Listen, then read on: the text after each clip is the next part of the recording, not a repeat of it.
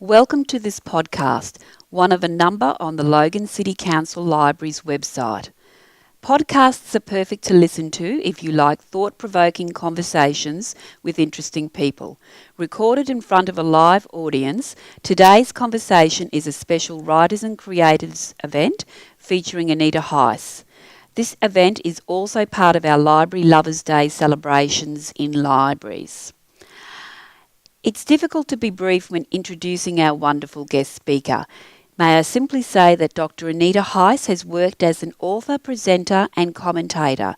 She is a prolific writer working across a range of areas covering contemporary Aboriginal life in Australia.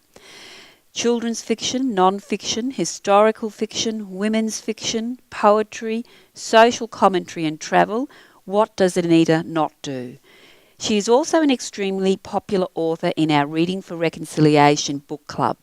In the last 2 years, members have read her biography, Am I Black Enough for You?, and her chick lit novel set in Brisbane, Titters.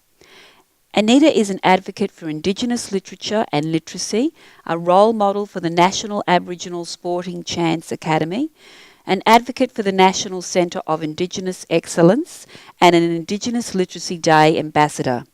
Recently, Anita has published Barbed Wire and Cherry Blossoms, which is a novel set in World War II.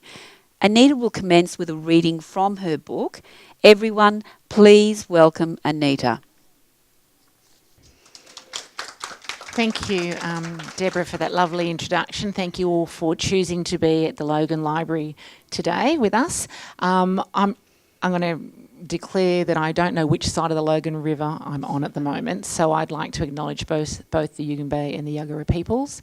I am a Wiradjuri woman from central New South Wales.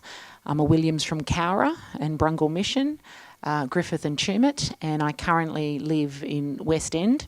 I was born on the land of the Dharawal near La Perouse, strategically placed between Long Bay Jail, Malabar Sewerage Works and Orica Industrial Estate. People laugh, but it's the perfect setting for creative inspiration. And I'm sitting here today when I was listening to you thinking, I need to do a story set in Logan. Logan dreaming, I don't know. Yes. But I am unashamedly and affectionately known as a concrete Corey with Westfield Dreaming. So I choose to write stories generally about urban centres, but today we're talking about an historical novel, as you know, set in the time of World War II and the POW camp, which was just 4.5 miles down from the camp where my mother was born and raised.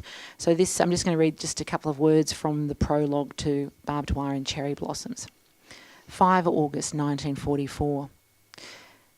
Hiroshi is wide awake and waiting when the bugle sounds across the camp at 2 a.m. Not long after, a couple of gunshots are fired by a guard. It's time to honour his Japanese heritage and no longer bring shame upon his family. It's time to run with his countrymen and break free from the confines that have given him both refuge and grief over the last 12 months. He rises fully clothed and becomes part of the chaos that consumes B Compound. Japanese soldiers are bellowing and running with frantic purpose to fulfil what they had all agreed to less than 24 hours before. They are breaking out. 600 men sprint up the stretch of sealed road known as Broadway. It is lit up like the famous New York City that Hiroshi knows little about, but he knows America because he is a fan of baseball. He also knows America is his enemy in the war he has fought and will probably die in. He knows he should die with honour rather than live with the shame of failure. Bringing shame on their families is what is driving these men to break out of Cowra's prisoner of war camp. Tenno Haika Banzai, men yell as they run. Long live the Emperor. They are dressed in surplus Australian First World War uniforms.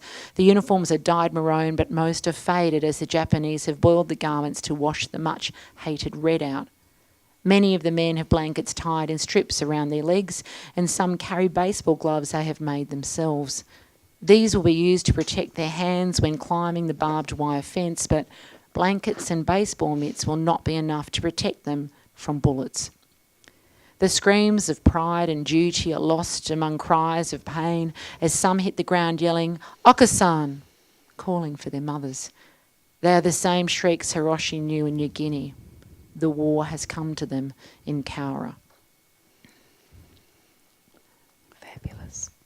Excuse my Japanese, of which I have none.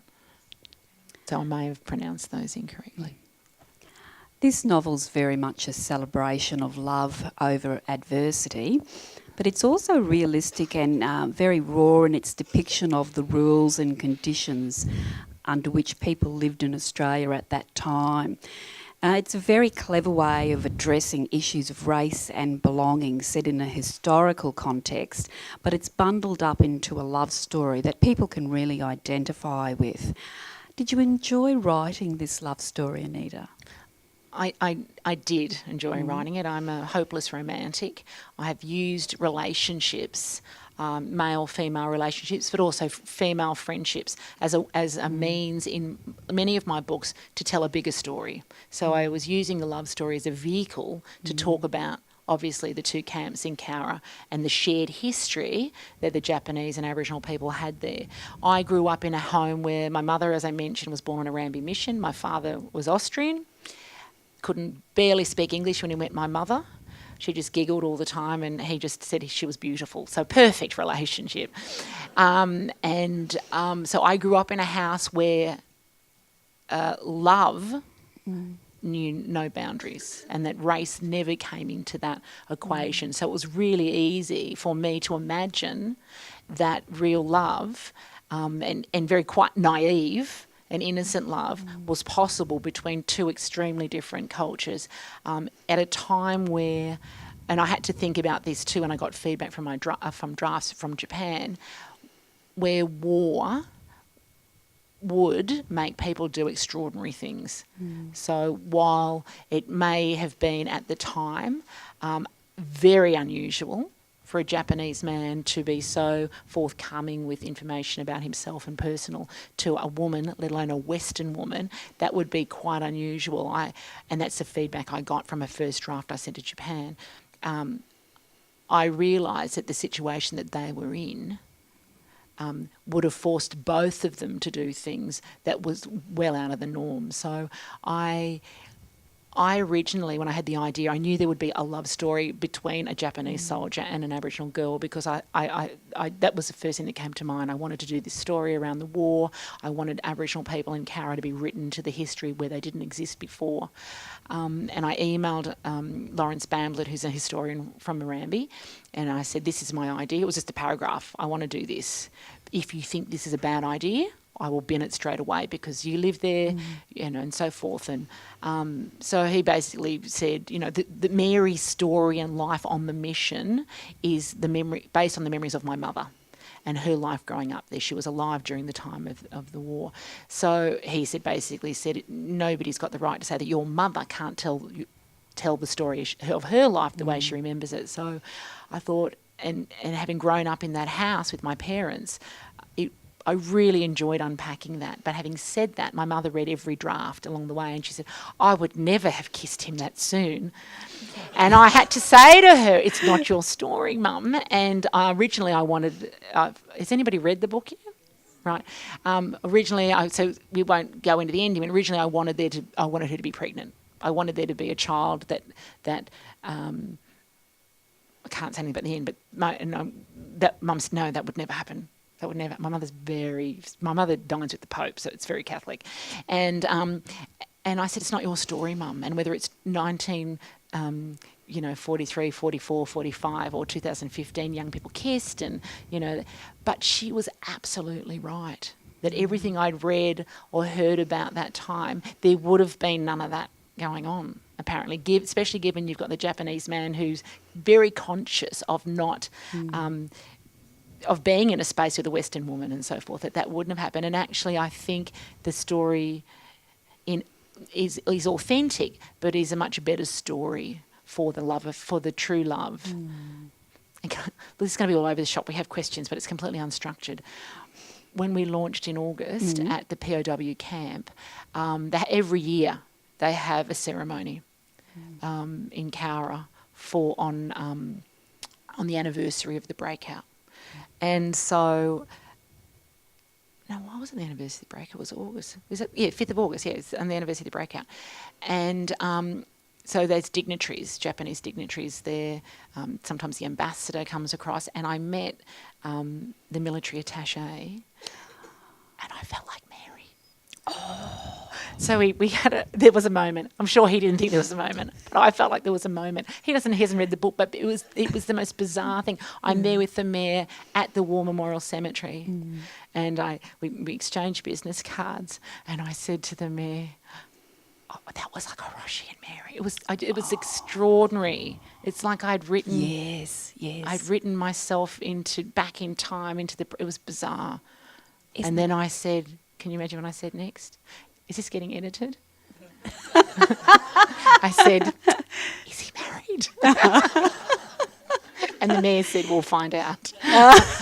He's married. Anyway, but so, so it was quite easy for me to do that. And plus, how else do you tell a story for a broad audience around a very specific moment in Australian history? I wanted to engage as big an audience as possible because there'd already been fabulous non-fiction work. So Graham Apthorpe is an historian in Cowra. He wrote a brilliant book called A Town at War, and which is the documentation of everything around World War II that impacted on Cowra. Laurie Bamblett, Dr. Lawrence Bamblett, who's an Aboriginal local Koori historian. His PhD was on storytelling and history in Cowra and Arambi, and he's published that work as a non-fiction book titled Our Stories Are Our Survival. So there'd been quite a lot of work done in the area, and I thought, what can I do to complement that and in a different genre? That book clubs, is anybody in a book club? Yeah, that book clubs might engage with something, because I still meet loads of people who have never heard of the Cowra Breakout. So I'd heard about it, but never in an Aboriginal context. I'd seen the two-part. I don't even know. It's not a documentary because it's actually a film kind of. Have people seen that? The library might even have versions of it here. All over the shop. Sorry. Well, I think that's really interesting, because one of the questions that I wanted to know is that obviously Cowra has a tourism industry based on the camp, and also has beautiful Japanese gardens. They've got a theatre as well there. Did you go to those places? Because that really interested me, to go back to modern day Cowra based on what was in the book and how residents were feeling at that time as to now the modern day context. Yes. Well, I had obviously been out to Cowra a number of times before, so I'd been to the Japanese gardens and I'd seen the hologram set up in the tourism office and so forth. But previously I'd never had the idea of doing the story, even though I'd been there and so forth. When I decided to do the book, and if I may jump ahead a bit, I decided to do the book when I was in not Hiroshima. I went to Hiroshima, but Pearl Harbor. And I had been to Pearl Harbor before as well. But my third visit there, I became fascinated by the way in which the Japanese were reacting to a very American version, obviously, of their shared history. Now, most of the tourists at Pearl Harbor are Japanese tourists. And I was watching, everybody's calm, because it's a very respectful place, but you see a film before you go out into the water. And as I say, it's a very American version, and we all, the colonised tell a very different version of events to the colonisers. And I thought, it made me think straight away, how would it be, the same thing, the recording of history in Australia is an example of that, but it made me realise that nothing had ever been recorded about Aboriginal people in war, in World War II, or the relationship of Aboriginal people in town during the Cowra Breakout. So when I decided I would do it, Laurie says, it's a great idea. I went straight back out to Cowra and I formed a relationship with the Cowra Breakout Association, who were fabulous, right? So they're a year-round association who do events and so forth. Lawrence Ryan was the former president, and they all got on board and were very excited about, because they're very proud of the history, more so in terms of the reconciliation and the evolution of relationships between Cowra and Japan post-war. So Cowra is the home of the UN World Peace Bell. And so I went back there. Lawrence Ryan walked me around the POW camp and pointed out where different things were in the Italian compound and so forth, and that I might I probably wouldn't have got from reading a book. So I could visualise. I walked up and down Broadway where the men had run that night.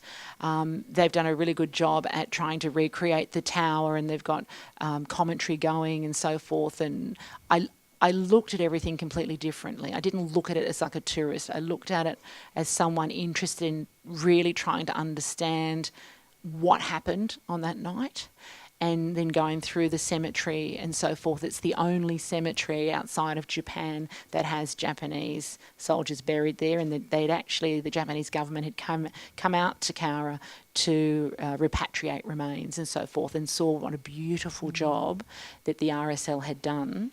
Interestingly, the RSL had decided to do this because they recognised that someone was tending the graves of Australian fallen soldiers overseas, and that this was the right thing to do, even though we're talking about a time in Australian world history when the Japanese were regarded as the most hated race of people on the planet.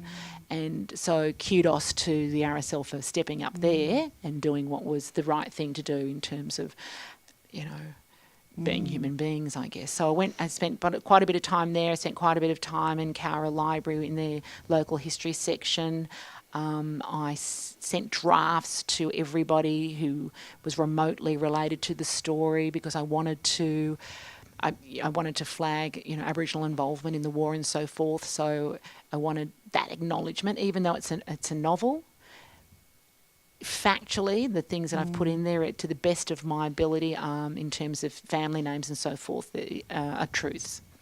How much did your mother feed into the story? Because although you grew up in Sydney, you've got these ties back here in Cowra and Narambie. So was this a journey for your mother as well, remembering what it was like in those times?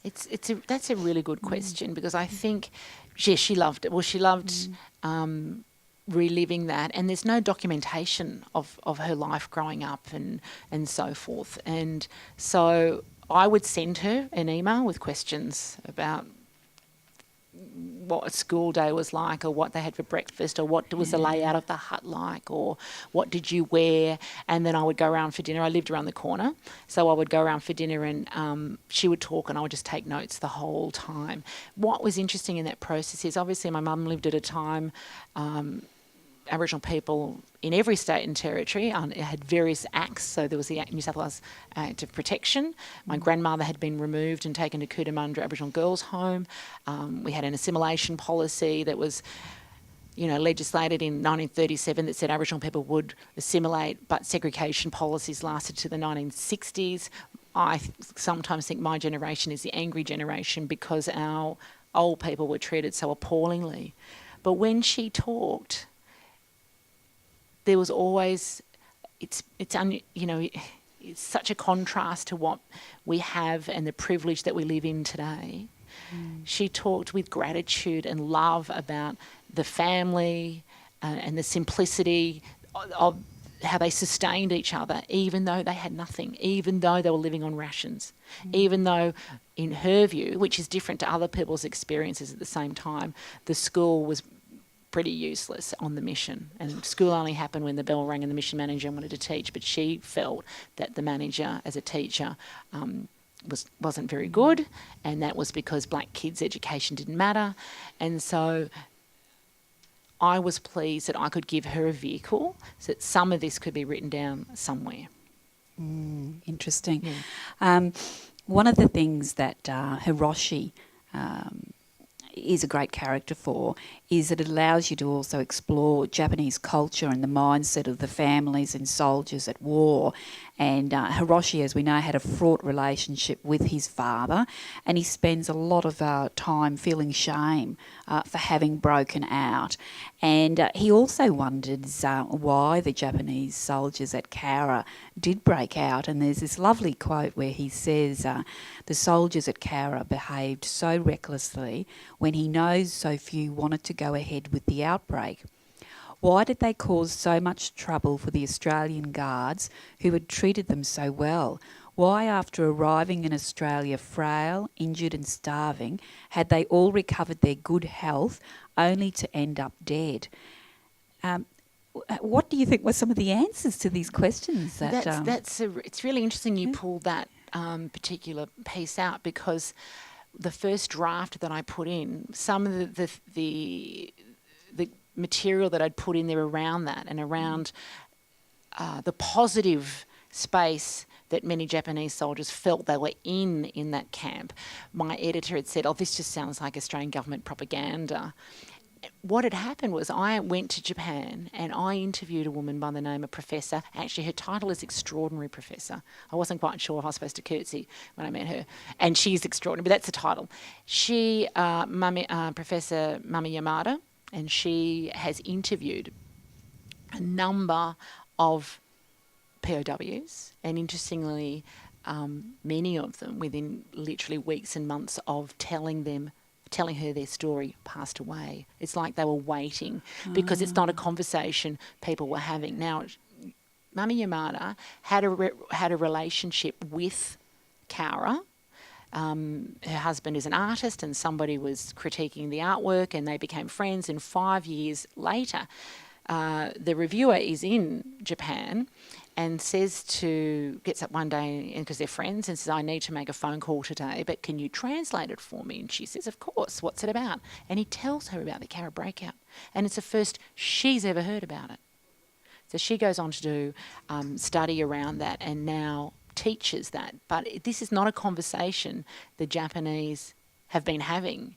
Hiroshi's shame was not only about being a POW, where many of them names were changed, or they believed, so the families just believed they had died at war, and that brings honour on your family. There was a shame of being hiding then as that as well. But I obviously had no cultural knowledge of a Japanese soldier's mindset. I mean, that would be impossible. But I had access to somebody who was quite generous in telling me things like what the Japanese soldiers ate every day, that many of them were grateful for the way they were treated in the POW camp.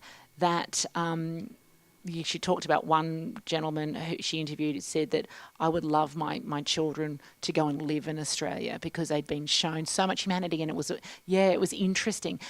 But none of this has been written down. It's not in English, so her PhD is in Japanese, so I can't even read it. So there's a lot of story that we don't know. So I was just fortunate that I could get a better understanding of what Hiroshi might be thinking and feeling. And as I mentioned before, I sent drafts to her, and so she said, "Oh, Anita, I don't think this," and then I panicked. I go, "How am I going to make this story work?" And then I sent the book. So I made the changes, and then I sent the book, and then heard nothing for about 6 months. Oh my, can you imagine? It's like my worst nightmare. But then I emailed it last week because I'm going to Japan to do some teaching, and I said, "I'm coming over, and did you get the book?" And then she's like, "You've done a really good job," because the idea is this is their story. It's got to be. It doesn't matter if I've got it right from our perspective. This is their story too. There's no point in people reading, in my view, even if it's a novel. You assume people are reading that, understanding it's an historical novel or historical romance, but there is truth in the story. So it would have been impossible, in hindsight now, it would have been impossible for me to create a character like Hiroshi without having some insight from Japan. Did that answer the question? Yeah, thank you, Anita. I think it does. And I think, too, it then leads on to another question. It's almost like, the snapshot of what Australia was like at that time, because, as we know, the Japanese soldiers were looked after very well. They basically had better food and facilities than the neighbouring Aboriginal community nearby.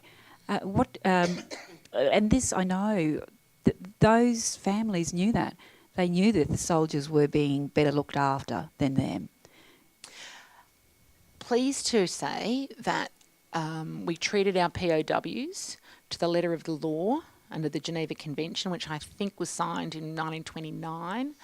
And so they had medical treatment. There was a hospital at the POW camp, while in town the hospital was segregated, and Sheets had Abo written on it, so they weren't used with white people. The cinema was segregated, but this was a time also. It's before 1967. It's a time when our people were going to war, not as citizens, but being treated like soldiers normally on the ground, and coming home and being treated by less than citizens coming back. Aboriginal people. Well, there's some confusion around this. So the general consensus is that Aboriginal people were under the Flora and Fauna Act, and so the idea, so we're not even as classed as human beings, and the idea that my mother, the ration shed, I think, was an old horse stable from memory that my mother said, and so people knew that in the story, Mary doesn't know that there's a hospital. On the medical on the POW compound, because there's been a couple of trips to the hospital, and they were based on real experiences, and so it's a time in Australia where I went through every single newspaper that they had at the library, the Guardian, the Carra Guardian, and it was completely normal to see in the headlines or in the text, Abo. Nips, Japs and so forth, and we need to kill these people, really aggressively, violently racist in text, and today we would be mortified, was completely normal language. Absolutely normal language. The Carra Guardian reported it's all negative, except for when the Black Diamonds and the football team did well, because the local Koreans could play footy, so that was good. But there's one article, I don't know if I included in the book, where I think maybe they were talking about electricity being put on at the reserve, at the mission station. And so there was each hut had a tap out the front, so Mum said they'd fill the water up and then they'd have to boil it with a log fire and so forth. So there's no electricity. And the headline, and this was something along the lines of, this isn't the words, but this was the tone, the whinging blacks, they've got water, what more do they want, sort of thing. So it was, it's a time when the country counted heads of cattle and cats and dogs, but they didn't count blackfellas. So that's the space that people were living in, and that the locals would rather have an Italian POW do their work than hire a blackfella. And so, we look... it's hard to fathom how you can live in a society and think that is completely normal. But that was... So I was getting quite distressed reading all this stuff, and I took quite a bit out. But I will say I sent the Carra Guardian all their pages that they're mentioned in. I don't think they read them. I will say they have been hugely supportive of the project, and actually I've got another book set in Carra, and they're fabulous. And they're not... Obviously, the editors today aren't the editors of the past. But I said, this is what I'm saying. I'm using your material. It's straight out of the newspaper. So there's nothing that can be changed about that anyway. I guess with the centenary of World War One in recent years, there's been a lot of work done about black diggers, both in World War One and in World War Two. It gets raised as well that basically these people, they didn't even have Australian citizenship, and they're fighting in the war, but coming back and still with no rights. How does the book explore, the soldiers? Oh gosh, I've written 2 books since then. How do they? How does it? Can I just say something I really want to say around the recognition today, though? Yeah. So, I think everything is everything we read or go to or listen to complements everything else. So back then we would never have imagined that in the centenary would we have seen in Hyde Park in Sydney this massive, beautiful installation artwork memorial by Tony Albert with, I think there's 4 standing bullets and 3 that have fallen over to recognise those who had fallen and those who had returned. And also we have black digger marches on Anzac Day now. And I don't know if they do them in Brisbane, but they do them in from Redfern Park in Sydney. And there's the War Memorial. I had a quick look yesterday at the War Memorial website. It has a whole lot of information now about people who went to war in whether it's the Air Force or the Navy or whatever, in all the wars, and that we have black fellas, posted around the world today. I think it's really hard in a novel without having these talking heads going all the time, which is why we need a bit of romance to unpack those issues. So I tried to... The idea is also that people read something and then take it upon themselves to go, oh, I might go and explore this part. I might go and find out what other books are about in terms of Aboriginal people at war. Has anybody read Kenny Lawton's Not Quite Men, No Longer Boys? It's about the Vietnam War. So it's probably one of the first faction books that I read by a black fella. And so Kenny went to Vietnam. And it's written as a novel. It's very raw. The language is very raw. But he talks about being on the ground, being a tunnel rat, and being treated just like every other soldier, and then coming back to Australia and being treated like absolute dirt. So... look, with the soldiers in the novel that I mentioned, so there's Jim Williams, who's a guard, and I would send an email off to the Carrot Breakout Association and to Lawrence Ryan and say, would this be plausible? Could it be possible that there was an Aboriginal guard? And he said, absolutely, it is possible. And then I knew that there were co-brothers who had gone to war, to World War One. There were, and then I'm at a dinner. Lawrence had organised a dinner for the Cowra Theatre Group. They have this fantastic theatre group in Cowra.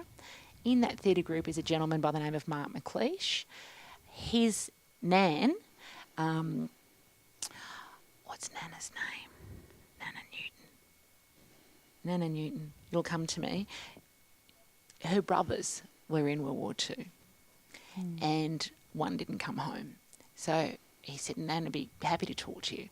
So I said, all right, I'll bring lunch. So we go around the next day. Nan wants pies. So we go around the next day, and she's pulled out newspaper clippings, and she tells me the story of the involvement of the family. And so I it's not too long. I'm nearly near the end of the book at this point. So I write his family in, and then Mark sends the information to all the family in Cowra and says, Anita's writing this novel, so forth. It's recognition. I wanted to recognise those people who had come and gone and put their lives on the line, and some lost their lives and had never been recognised anywhere. So I don't see this necessarily as my book. And when I went to launch it in Cowra, I still get nervous because it's their story. It's the town's story. But my mum, like lots of people, says, I'm going to write a book. I should write my book. Is she going to call it Auntie Elsie? But chances are that's not going to happen. So I feel like part of her story is here. I feel like the families that were there, and many still there when she was growing up, who are leaders in our community, strong Wiradjuri people, that there's a little recognition for what they've contributed. I think your mother must be a wonderful critic to have there. Do you think that she will write the book? I think she should. I think she's got a great life story. I don't think she physically will do it herself. This was a great project for us to do together. But I'd be happy to pay someone to do it because I'm not the right person to do it. Does that make sense? Yeah, sometimes they can be your greatest critics as well. So yeah, I know what you're saying. I like that bit you also said about novels are they're great for almost putting little pearl drops that allow people to go, oh look, I never realised that, and then to go research if they so want to. And I know your other novels have done that. What did your mother end up thinking about the finished product? Oh, she loved it. I mean, she read every word more than once. I think nearly everything she would say, just so she said, the colour should be green. The cover should be green. I would immediately say no because I'm the creator.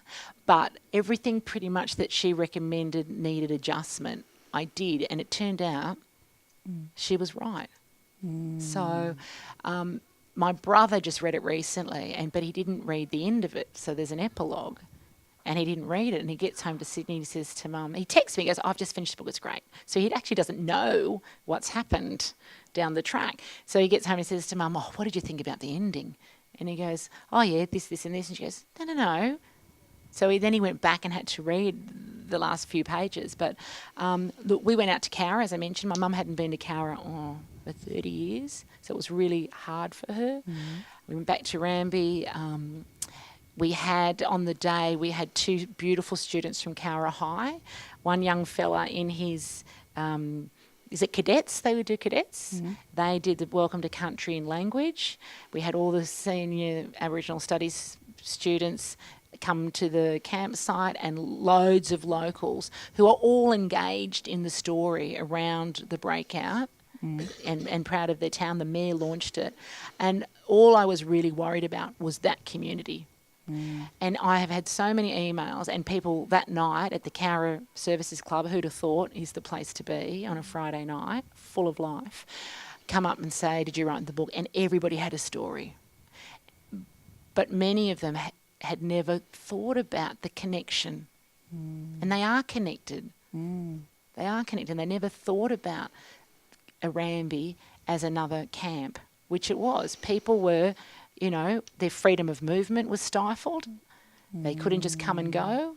In years to come, if I think there may be reference to it in the novel, someone had assumed exemption and left the mission and then couldn't come back.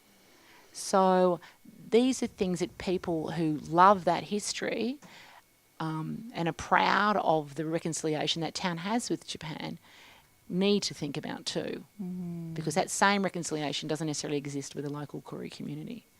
But so part of me, and I didn't write it for that purpose. I wrote it because I wanted to write Aboriginal people into the history of Cowra.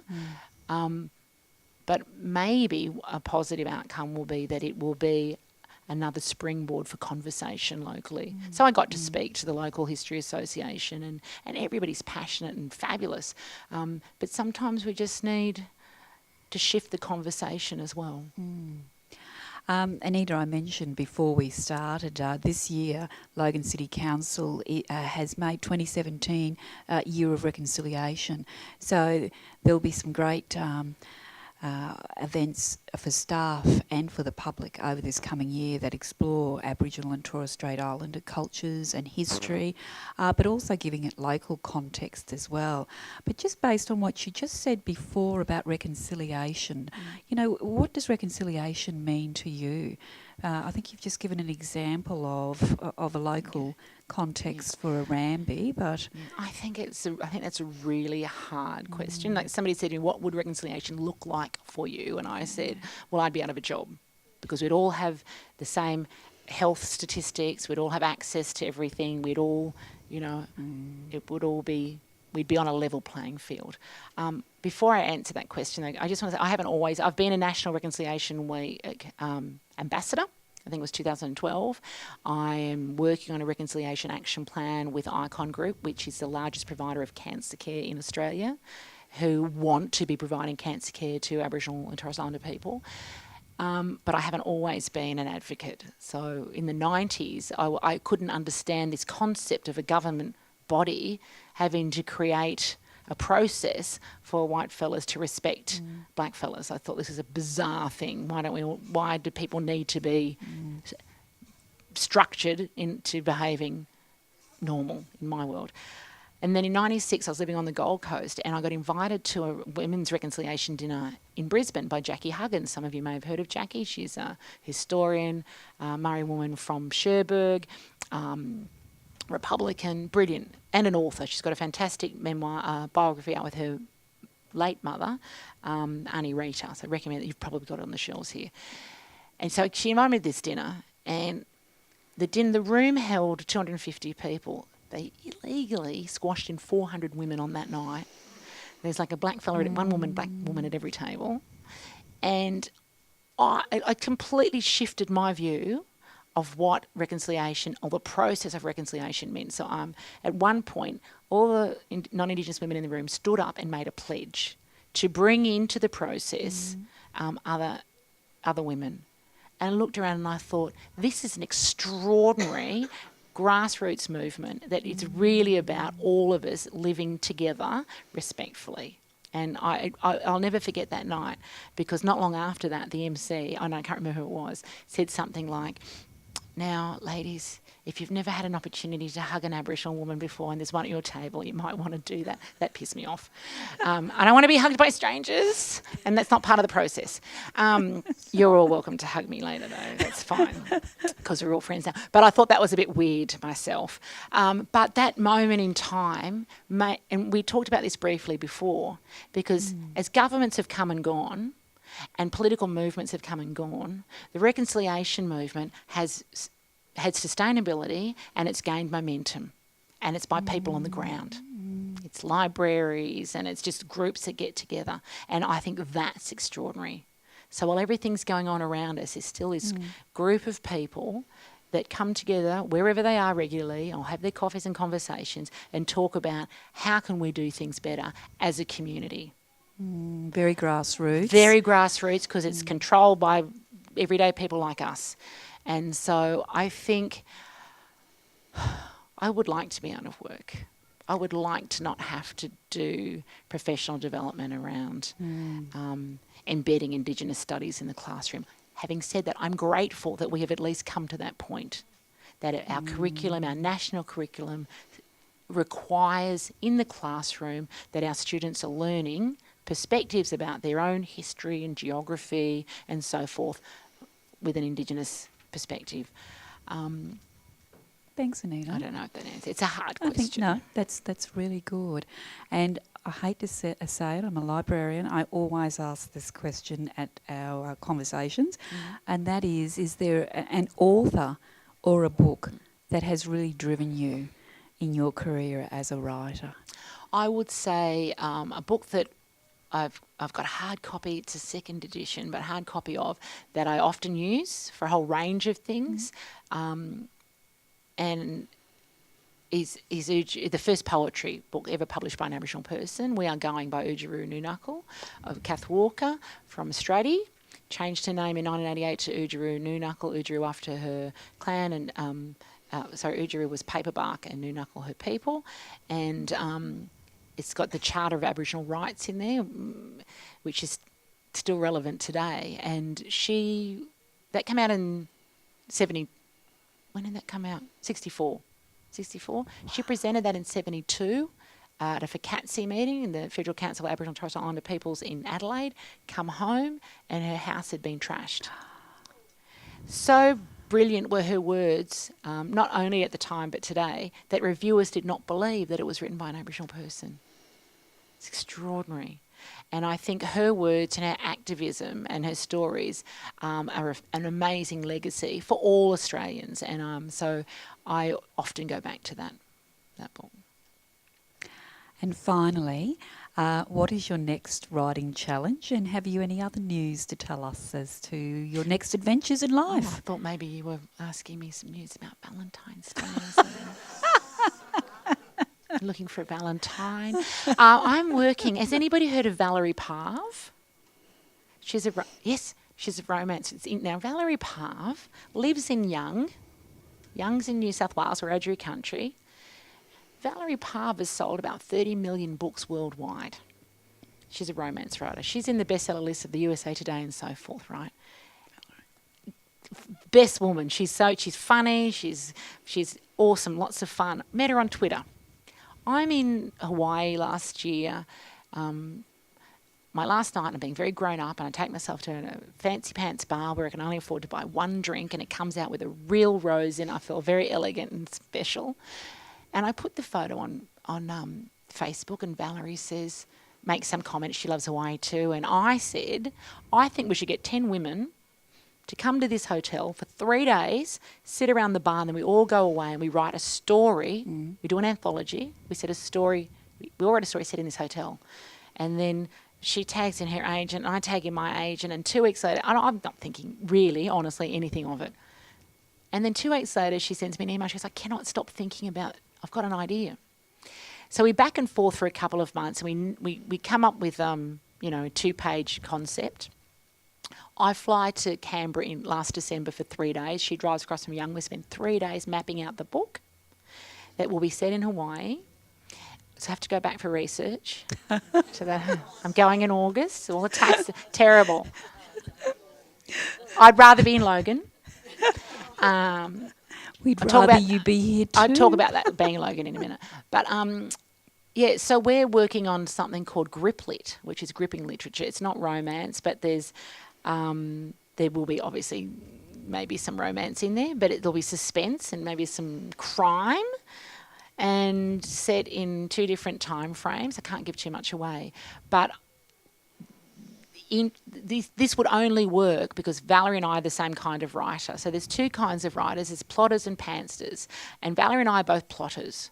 And that means you map the entire book out and you do your research before you start writing, where pantsters will just sit down and fly by the seat of their pants. Most of my friends are pantsters. Who in the room thinks it would be a pantster? Just sit down and write. And plotters? Right, that's interesting. This is completely reversed because, when I do workshops, most people in the room are pantsters. And I can't teach people how to write as pantsters. I can only teach by mapping out. And so so we sat down, and that's the only way this would have worked, and that is because we both work the same way. So the goal is I will work on, we have to submit 2 chapters each in March, and then we'll shop that around, and hopefully we'll get a deal, and I can go back to Hawaii to research. Get another drink with the rose. Have one drink with a rose in it. No, I did want to say about Logan, though, because I woke up this morning feeling like everybody else, exhausted and hot and bothered and thinking, oh, I've got to drive down the highway to Logan. And then I did a session this morning with a couple of little kids and the elders at Logan Central. And I often say to kids when I go in the classroom, if you could wake up anywhere today, where would it be? And they say Hawaii or wherever their family's from. It's beautiful. But I always say I would wake up right here. And I just feel so happy to be back at Logan Libraries because I didn't realise it's 9. It's about 9, isn't it? 9, yes. So it's a big tour. But it's wonderful to be here again, so thank you. Oh, thank you so much, Anita, for being here today. And are we going to finish with another reading? Have we got time? Do you want another reading? I thought I'd just finish with when Mary and Hiroshi first meet. And I don't need these for reading. So this is the morning after they find the father coming. So have I got time for that? You sure? Okay. So this is chapter 2. Do people vaguely know the story? So Hiroshi, there's a breakout. And the only way I could make it work was to have one soldier actually escape. So everybody was rounded up or killed. So I had to have one that could escape. So he runs into the dark of night. He finds himself, well, he doesn't know where he is, but he hides under hut number 16, which was my family's hut at Arambi. And they take him in and hide him till the end of the war. Okay, so they have no real strategy, but the Banjo Williams, who I modelled my grandfather on, says, well, the Japanese are at war with the Australian government, and I'm at war with the Australian government because of the way they treat us. So we're on the same side. This is the basic logic, but it's what drives the story. So they've hidden him in the air raid shelters. They had an air raid shelter, of course, that nobody's going to look in. They've hidden him down the back next to the lavatory in the air raid shelter. So in the morning, the next day, don't let the Guthers anywhere near the river today, Banjo orders Joan. He's shaking as he lights a cigarette and pulls a chair out to collapse onto. It's the morning after Hiroshi has appeared and they haven't yet risked getting food to him. For all they know, he's escaped his hiding spot. What is it? Joan has never seen her husband so shaken. She sets some water on the wood stove to boil for a cup of tea, grateful there's plenty of chopped wood, thanks to young Claude being busy the last few weeks.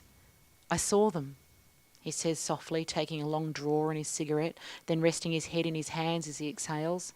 In the early hours of the morning, Banjo had taken a walk down to the river and around the local area to see what he could find out. He'd planned on asking anyone he saw if they knew anything. He didn't expect to find death on his doorstep. Saw who? He looks up, eyes watery, hanging in the trees. I saw them. Hanging in the trees, I saw them. He drags again on the rollie as if it is the only thing that will give him comfort. Bloodied soldiers on the ground too. They killed themselves, and they must have killed each other. He puts his head back in his hands and feels the tears well. It's not a sight he could have imagined and not one he will soon forget. Joan puts her arms around her husband's broad shoulders and neck. She can feel the tension in his body as she hugs him close but says nothing. What can she say to make what he saw any easier? What words could possibly remove the memory of what he's seen? She rubs his shoulders, trying to draw out some of the misery from his body. King Billy was right to keep everyone in. Don't let the kids out till this is sorted, he says softly, choking back emotion. I don't understand. Why? Joan says. She makes the sign of the cross as she stares at the ceiling and says a quiet Hail Mary. I don't know why they did it either. Surely life in the compound wasn't that bad. Jim reckons they eat real good tucker. They play sport and they are treated well. He closes his eyes and sighs. Suicide just doesn't make sense. They were all locked up, Banjo. There's no life. That's no life either. And they've been at war, seen things we will never know or understand. Just as her own husband has just seen something she will never know. Mary walks in the door with 3 eggs. Mrs. Smith gave them to me, she says, handing them to her mother. The mission manager is Mr. Smith, so Mrs. Smith's the wife. Says the hens are laying faster than they can eat them, and Mr. Smith is sick of eating eggs. Mary wishes John Smith would just stop eating altogether and die, but she'd never say that out loud. When Mary prays, that's the kind of thing she asks God for. Joan takes the eggs from her daughter and looks at Banjo, who is still choked up, too choked up to speak. We'll give one of these to that fella, Joan says.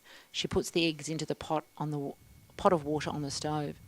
You'll have to go down tonight, Mary, as soon as it looks like the Smiths have settled in for the night. You'll know better than anyone when that is. Without trying or wanting to be, Mary Williams is the person closest to the Smiths. She knows their daily routine, their eating habits, when Carmichael wets the bed, when Mr. Smith is in a foul mood, when Mrs. Smith is on her rags. She knows more than what she wants to, but all that knowledge now means she can help her parents and the elders help this Japanese soldier. She nods. It's dark by 6 p.m. and quiet on the mission. Families are sitting in their huts, wood stoves burning to keep them warm. Many are eating rabbit stew thanks to Claude and some of the other young fellas who have caught a few on the other side of the train lines. Everything is shared between the local families. Kids are getting ready for sleep, making their own fun and keeping warm with 4 bodies, sometimes more in one bed. Mary sits at the kitchen table for what seems like hours, just waiting. She has a belly full of butterflies, having rehearsed 1,000 times what she will say to the stranger and how she will pass the food over. She's been feeling sick all day about seeing the Japanese soldier for the first time. She understands the logistics of what lies ahead, getting food to the Japanese man and keeping him alive and hidden. But she's feeling nervous and nauseous about making a mistake, even though being appointed the food messenger by the elders also makes her feel important and special. What if she gets caught? His presence could bring trouble to them and everyone at Arambi, and she doesn't want to be responsible for that. At well past 8 o'clock, Joan puts a hard-boiled egg and some damper into a hessian bag and wraps it tight for Mary to slip under her coat, which barely keeps her warm over the calico dress underneath. I want you there and back in 5 minutes, Mary, okay? Yes, Mum. Mary understands her mother's concern and respects her wishes. Don't make me worry, just go down, give him the food and come back. That's all you are to do, that's all. Be careful, Banjo says as he walks his daughter to the back door. I'll stay here and have a smoke. What if someone sees me, Mary asks, looking at Fred and Marge's hut. Everyone knows Marge has eyes on every window, but no one knows how. Keep looking around, and if you think you see anyone, just go to the lav, Banjo suggests. The lavatory is also up the back of the yard, right near the entrance to the air raid shelter. You better go, Banjo urges his daughter with a gentle pat on her back. Mary walks gingerly down the back of their lot. She tries not to look suspicious, but checks slyly whether anyone is out and about and possibly watching her. She's really only concerned about Auntie Marge, and perhaps a dog barking which might draw attention to her. All the huts have lights on and it's early, but it's too cold for anyone to be outside, other than Claude, who she sees smoking in the distance. Her heart is racing and she can feel the beats in her chest as if it's about to burst through her skin. A dog barks and she stops walking, but her heart keeps racing faster. She looks around. There are no people, and the dog stops. When she gets to the shelter, she struggles to move the sheet of corrugated iron that covers the entrance. When she finally slides it across, it's noisy in the still of the night. She's convinced someone will hear her. She looks around nervously. Her father is still at the back door of their hut. No one seems to be around, so she climbs in, pulls the sheet of iron across again and makes her way down the unsteady ladder into the dark pit. She counts the rungs so it's easier the next time. 10 rungs, then 1 foot on the ground. When she reaches the bottom, she feels around for the lantern her father had told her is hanging at shoulder height on the left. She lights a match and then the lantern, and there, in the corner, she sees a man whose slumped body conveys his fear and gratitude. He watches her with hollow eyes that she believes must hold the horrendous stories of war. The man's face is filled with desperation, but is also gentle as he looks at Mary and sees a saviour. At that moment, she feels sorry for him. The man stands slowly. He's weak but respectful. He bows. Mary is startled, unsure of the custom, then bows in response. She hesitates to make eye contact, feeling conscious that she's never been alone with a man in any space before other than her father and Mr. Smith. But that experience is always terrifying. There is so much about this moment that is new to Mary, and she is thrilled and nervous at once. She doesn't realise that the man feels the same, awkward in her presence, a member of the enemy nation, and yet he stays, perhaps not knowing a better place to be while away from home and not wanting to go back to being an official prisoner. Mary takes the parcel of food from under her coat, unwrapping it and handing it to him. "Here," she says, not expecting him to understand English, "to eat, an egg and some damper." She motions her hands to her mouth and realises immediately how stupid she must look. Of course it is food, and he will know that. "Thank you," he says. Hiroshi has eaten eggs before, but not damper. But he doesn't care what it is, as he's starving and is grateful for any food at all. He's desperate to eat, but too polite to do so while she's there. For all the stereotypes she has heard about the Japanese, the one that was missing is that they are incredibly polite. He speaks English, and although she's intrigued and wants to know how and why, she's conscious that she's already been there longer than 5 minutes, the 5 minutes her mother has given her. "I must go," she says, folding the Hessian bag and putting it under her coat again. She pauses. There's a lavatory, a toilet up the ladder. She points to the sky. To empty the bucket, she looks towards the corner where a faint stench comes from. "Be careful. Be fast. Don't stay up there. My parents will get angry. No one knows you are here. We are keeping you safe." He nods, trying to understand so much, so quickly, feeling embarrassment and shame about everything. "I'll be back tomorrow and will bring something for you to wash with and some more food," she says as she turns to blow the lamp out. On the first rung of her climb back to the top, she hears the man repeat faintly, "Thank you. Thank you." Anita, on behalf of Logan City Council Libraries, thank you for joining us today. Thank you, Deborah. Can I also remind everyone that you can visit the Logan City Council Libraries website to hear this recording and other recordings featuring thought-provoking conversations. Thank you also to you, our audience, for joining us for the special event. Thank you.